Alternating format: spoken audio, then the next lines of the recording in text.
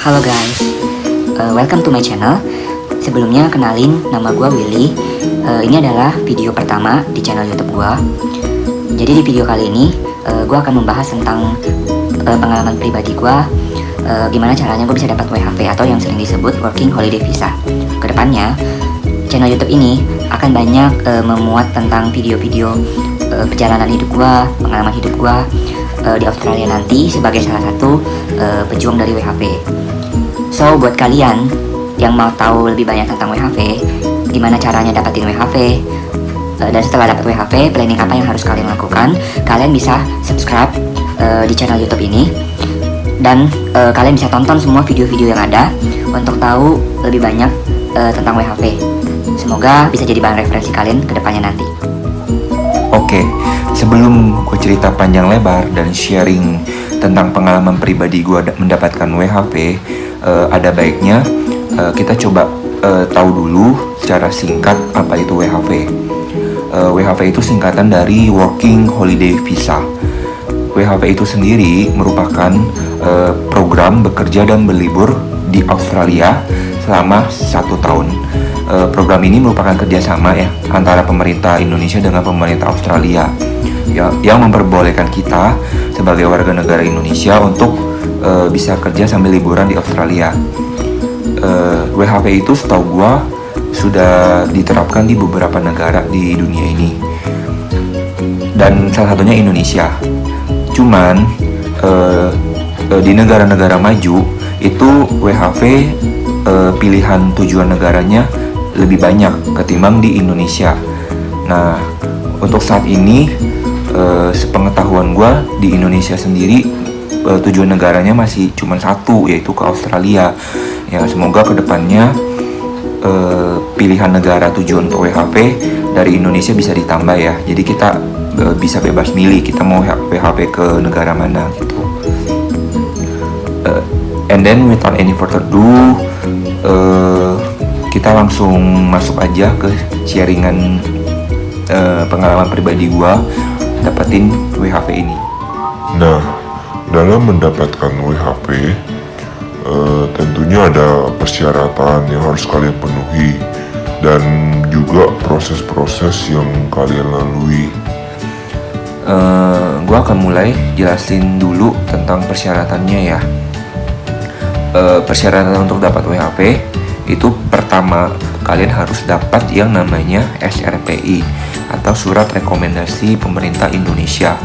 SRPI ini dikeluarkan oleh Direktorat Jenderal Imigrasi. Dalam mendapatkan SRPI, kalian harus memenuhi beberapa persyaratan yang diminta oleh Ditjen Imigrasi. Yang pertama itu umur kalian harus minimal 18 tahun, maksimal 31 tahun. Yang kedua, kalian harus punya KTP tentunya. Yang ketiga, paspor dengan masa berlaku minimal 18 bulan. Yang keempat, sertifikat kemampuan berbahasa Inggris. Dalam hal ini yang diminta adalah IELTS dengan skor minimal 4,5. Yang kelima itu surat referensi bank atau bank statement yang berisikan saldo minimal 5.000 Australia dollar atau setara kurang lebih 55 juta rupiah. Nah, persyaratan yang keenam itu adalah SKCK atau surat keterangan catatan kepolisian. Ini SKCK-nya yang diminta itu keluaran dari Polda minimal. Di atas Polda bisa, yaitu Polri. Nah, yang ketujuh itu adalah pas foto 4x6 dengan latar belakang background putih. Nah, yang terakhir yang ke-8 itu sertifikat pendidikan. Sertifikat pendidikan ini dibagi dua. Ada yang untuk lulusan luar negeri, ada yang untuk lulusan dalam negeri. Kalau yang lulusan luar negeri itu kalian harus menyantumkan ijazah, student card, kartu mahasiswa. Lalu kalian harus cantumkan transkrip nilai. Itu untuk yang lulusan luar negeri. Kalau yang lulusan dalam negeri, kalian hanya cantumkan ijazah saja. Itu. Nah, buat kalian mahasiswa aktif yang masih belum lulus, kalian juga bisa ikutan WHP. Tapi dengan syarat kalian sudah menjalani perkuliahan minimal 2 tahun atau setara 4 semester. Itu kalian bisa ikut dengan kalian melampirkan dokumen surat keterangan mahasiswa aktif dari pihak kampus. Terus kalian cantumkan student card atau kartu mahasiswa dan kartu hasil studi KHS kalian dari semester awal sampai terakhir sebelum kalian mengajukan WHP. Nah, setelah kalian melengkapi semua persyaratan WHP yang diminta, kalian harus mengikuti yang namanya interview SRPI. Nah, dalam proses interview SRPI ini akan ditentukan kalian ini berhak menerima SRPI atau tidak. Kalau misalkan kalian berhak menerima SRPI, maka tahapan selanjutnya adalah kalian akan mengajukan WHV ke Embassy Australia. Oke, gue akan mulai cerita tentang pengalaman gue dapat WHP. Jadi awalnya gue tahu WHP itu dari salah satu temen gue. Jadi temen gue itu sudah ikut WHP duluan, kurang lebih 2 atau 3 tahun yang lalu. Nah, awalnya waktu gue dengar WHP ya masih tertarik, tapi masih belum terlalu paham gitu tentang WHP. Akhirnya gue coba cari tahu dan gue nonton video-video tentang WHP gitu di sosial media, salah satunya YouTube. Dan dari sana gue mulai tahu banyak informasi tentang WHP dan ketertarikan gue terhadap WHP semakin tinggi gitu. Nah, karena gue pikir ini adalah sebuah kesempatan sekali dalam seumur hidup, dimana kita itu bisa ikut dalam program WHP ini, karena jarang kan kita bisa kerja dan liburan di luar negeri gitu loh. Biasanya kita hanya bisa liburan aja tanpa kerja. Nah, ini kita bisa melakukan dua-duanya sekaligus di sana gitu. Nah, habis itu gue mulai mempersiapkan semua persyaratan WHP, mulai dari persyaratan SRPI sampai akhirnya visa WHP gue granted atau diterima oleh Embassy Australia. Jadi awalnya gue sebenarnya tadinya mau ikut WHP tahun 2018 tahun lalu, tapi ternyata gue nggak bisa ikut karena WHP tahun lalu kan dibukanya di akhir Agustus. Nah, gue waktu itu persyaratannya belum lengkap, jadi kan gue nggak bisa ikut. Mau nggak mau ya gue mesti tunda dulu sampai ke tahun ini 2019. So, gue mulai mempersiapkan persyaratan-persyaratannya. Hal pertama yang gue lakukan waktu itu adalah gue tes IELTS di salah satu lembaga pendidikan namanya IDP. Nah, kalian bisa tes IELTS di beberapa lembaga pendidikan yang bekerja sama dengan lembaga IELTS internasional. Setahu gue di Indonesia itu ada 3 lembaga besar yang bekerja sama dengan IELTS internasional. Itu yang pertama IDP yang gue pakai, yang kedua British Council, yang ketiga IALF. Nah, kalau misalkan di daerah kalian itu nggak ada 3 lembaga pendidikan ini, kalian bisa coba cari lembaga pendidikan yang lebih kecil, di mana dia itu bekerja sama dengan 3 lembaga besar itu yang tadi saya sebutkan, IDP, British Council, dan IALF. Kalau misalkan lembaga pendidikan di tempat daerah kalian bekerja sama dengan salah satu itu, maka kalian bisa juga tes IELTS di situ. Untungnya waktu itu tes IELTS gue lolos, memenuhi persyaratan minimum yang diminta di Dijen Imigrasi itu 4,5. Nah, waktu itu tes IELTS keluar hasilnya 2 minggu kemudian setelah gue tes, dan sertifikat IELTS itu berlaku 2 tahun. Nah, setelah gue tes IELTS, gue membuat SKCK. Nah, karena domisili gue di Jakarta, jadi gue membuat SKCK di Mabes Polri. Sebenarnya waktu itu bisa aja gue buat di Polda Metro Jaya yang untuk khusus Jakarta. Cuman gue pikir gue buat di Polri aja deh gitu. Bedanya Polda sama Polri, Polda itu hanya untuk bisa KTP yang warga daerah itu aja. Contoh misalkan Polda Metro Jaya itu cuma bisa buat warga dengan KTP Jakarta. Tapi kalau kamu bikin di Polri, kamu bisa pakai KTP dari daerah. Misalkan kamu bukan warga asli Jakarta, tapi kamu tinggal di Jakarta dengan KTP daerah, kamu bisa bikin di Polri.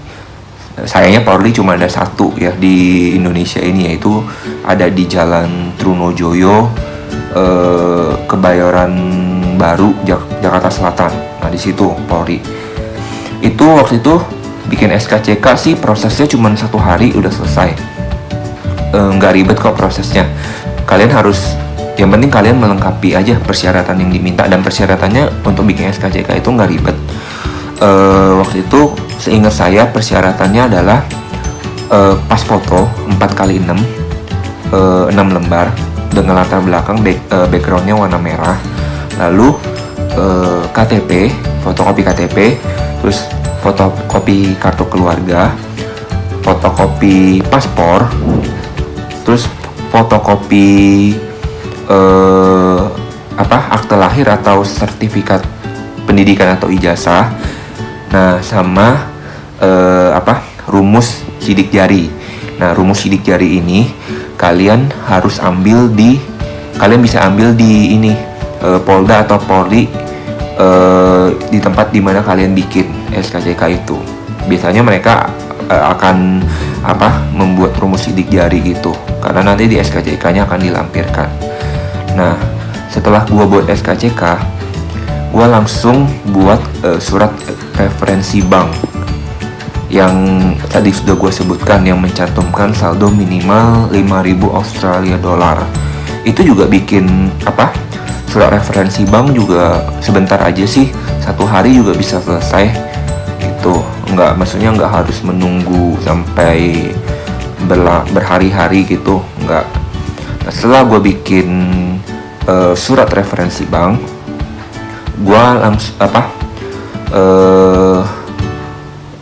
gue langsung melengkapi persyaratan yang lain, kayak misalkan KTP, paspor, terus ijazah, pas foto gitu-gitu. Nah, setelah semua persyaratan gue lengkap, gue langsung daftar SRPI.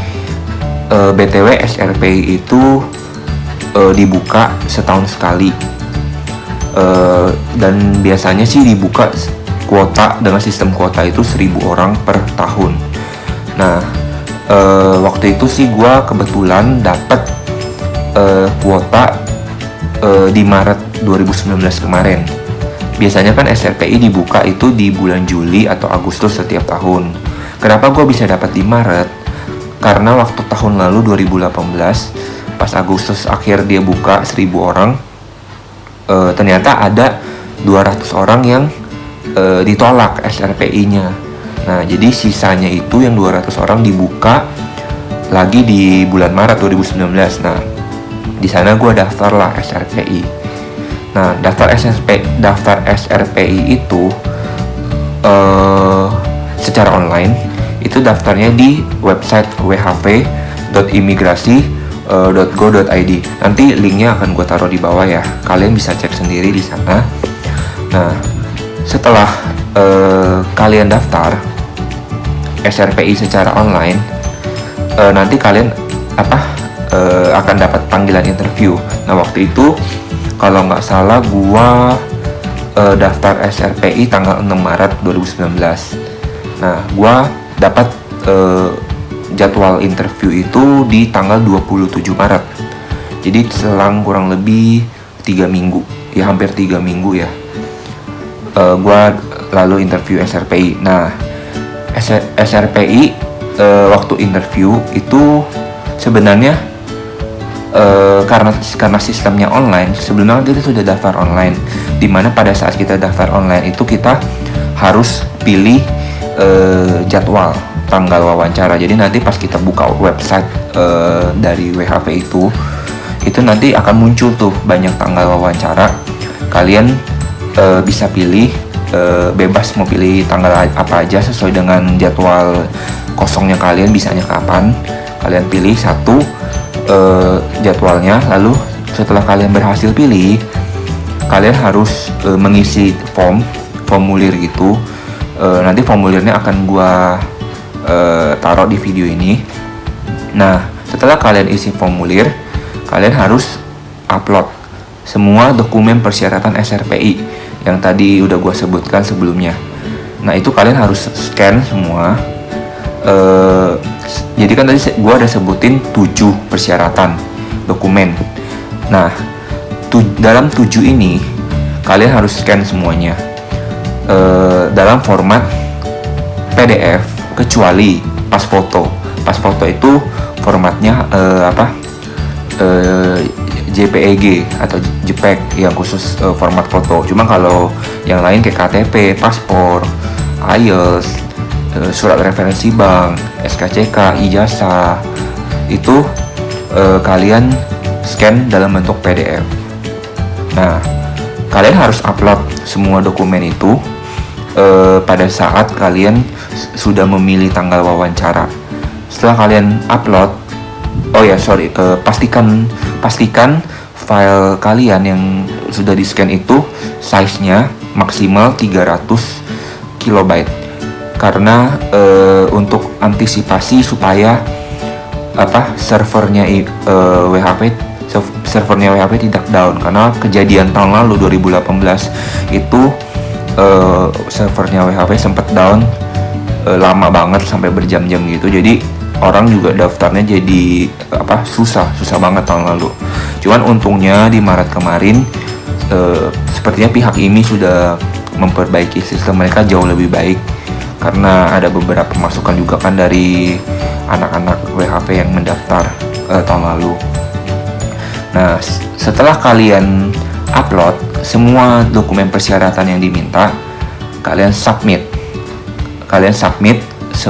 semua isian form kalian dan dokumen yang kalian upload. Nah setelah kalian submit, kalian harus tunggu verifikasi data dari pihak imigrasi. Jadi nanti kalian seminggu sebelum jadwal interview biasanya pihak imigrasi akan verifikasi dan validasi data kalian dulu, apakah kalian sudah memenuhi persyaratan atau belum. Kalau misalkan kalian sudah memenuhi persyaratan, maka ya tentunya kalian akan lolos verifikasi dan validasi data itu. Kalau misalkan ada persyaratan satu aja yang kurang, atau misalkan kalian salah upload, itu kemungkinan besar kalian pasti tidak lolos verifikasi dan validasi data sih. Sayang banget ya, soalnya cuma gara-gara satu dokumen persyaratan yang kurang itu kalian pasti bisa gagal gitu loh.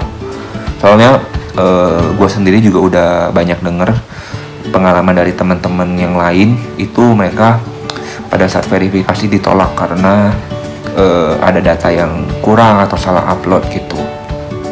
Nah setelah kalian diverifikasi datanya, maka kalian akan mendapatkan yang namanya undangan interview untuk ke kantor imigrasi. Kantor imigrasi ini ada di Kuningan, Jakarta Selatan. Nah kalian yang dari daerah pun nanti akan berangkat ke Kuningan, Jakarta Selatan untuk interview SRPI. sebenarnya interview SRPI menurut pengalaman pribadi gue itu nggak terlalu, maksudnya nggak terlalu gimana banget. Dibilang tegang banget juga enggak, dibilang mudah juga. Ya kita tidak boleh menggampangkan segala sesuatu ya. Cuman bisa dibilang interviewnya cukup santai. Yang ditanyakan pada saat interview itu hanya apa tujuan kita mau ikut WHV, terus kita tahu WHV dari mana, dan pekerjaan kita sekarang di Indonesia ini ngapain gitu, dan apakah kita punya kenalan di Australia sana. Kurang lebih seperti itu pertanyaannya. Nah, pada saat interview, selain petugas imigrasi menanyakan hal-hal yang tadi saya sebutkan, mereka juga akan mengecek dokumen persyaratan SRPI yang sudah kita upload. Jadi pada saat interview SRPI kita harus bawa semua dokumen asli persyaratan yang untuk SRPI, karena kan sebelumnya kita upload dalam bentuk file scan, karena kita harus bawa aslinya pada saat interview. Mereka hanya ini doang sih, verifikasi data yang diupload dengan aslinya, hanya itu saja. Kalau semuanya oke, maka kemungkinan besar pasti kalian akan dapat SRPI. Kalian nggak perlu takut, karena banyak orang berpikiran, waduh ini interview imigrasi, interview SRPI ini akan menentukan kalian bisa dapat WHV apa enggak. Ya memang salah satunya iya, cuman kalau selama dokumen kalian lengkap, terus interview kalian lancar-lancar aja, tidak ada masalah, dan pada saat interview kalian membawa semua dokumen asli, bisa dipastikan SRPI kalian akan terbit begitu. Nah, setelah SRPI terbit, waktu itu gue langsung mengajukan visa ke yang namanya AVAC. AVAC ini singkatan dari Australia Visa Application Center. Nah, AVAC ini ada 2 di Indonesia, yang satu di Jakarta, yang satu di Bali. Nah, waktu itu gue ngajuin yang di AVAC Jakarta.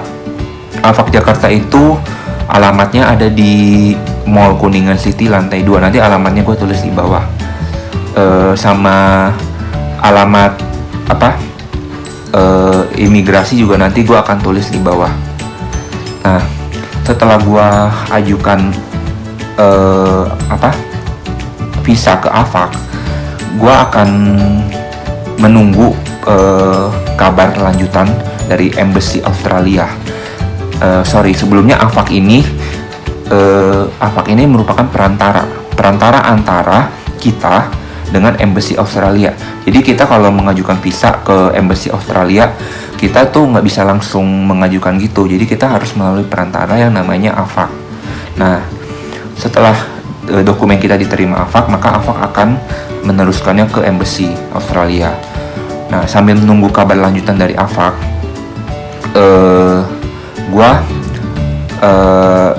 ya pastinya sambil berdoa juga ya kan, supaya gak ada masalah dengan pengajuan visa gua gitu. Dan ya puji Tuhan, visa gua akhirnya granted gitu. Nah, timelinenya gue nanti akan share di video ini, timeline pengajuan WHV gue, mulai dari gue tes IELTS, terus gue bikin SKCK, gue bikin Bangli France, sampai gue daftar SRPI dan interview, lalu gue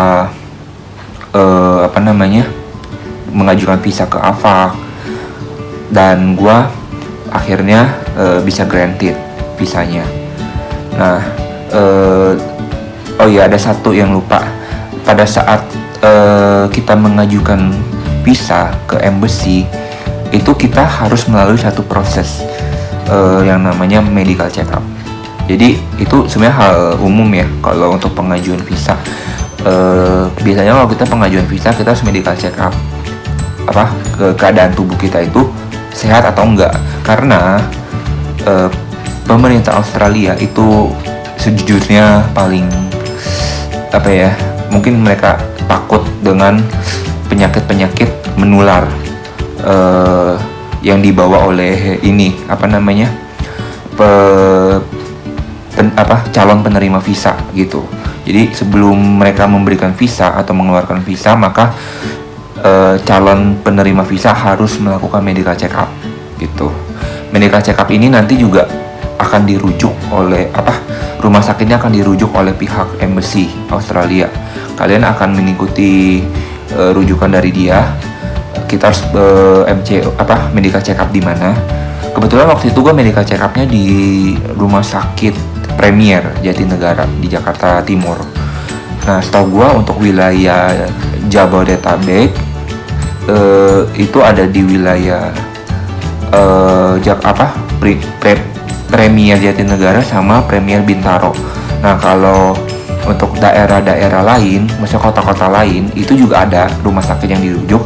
Kalian bisa cek aja nanti setelah kalian dapat mengajukan visa ke AVAC gitu. Kalian akan dapat kabar lanjutan untuk medical check up. Nah, setelah medical check up kalian oke, kalian tinggal tunggu hasil aja, visa kalian granted gitu. Nah, sampai saat ini gua belum berangkat ke Australia, tapi akan segera berangkat. So stay tune di video gua di YouTube channel gua untuk tahu lebih banyak tentang WHV, tentang perjalanan hidup gua, pengalaman hidup gua nantinya di Australia sebagai pejuang WHV. Nah, kalau kalian misalkan punya pertanyaan atau kalian mau request video tentang WHV, kalian bisa komen di bawah, jangan lupa. Dan kalian juga bisa like dan subscribe video YouTube channel ini. Oke, see you in the next video. Bye. Jadi guys, ini adalah dokumen persyaratan SRPI yang tadi gue sudah sebutkan, ada 7 macam. Lalu ini adalah form pengisian dari website WHV, di mana kalian harus mengisi setiap kolom yang disediakan. Lalu ada juga kolom untuk attach file, semua file yang sudah kalian scan, lalu kalian attach di dalam untuk diupload sebelum kalian submit atas pengajuan SRPI kalian.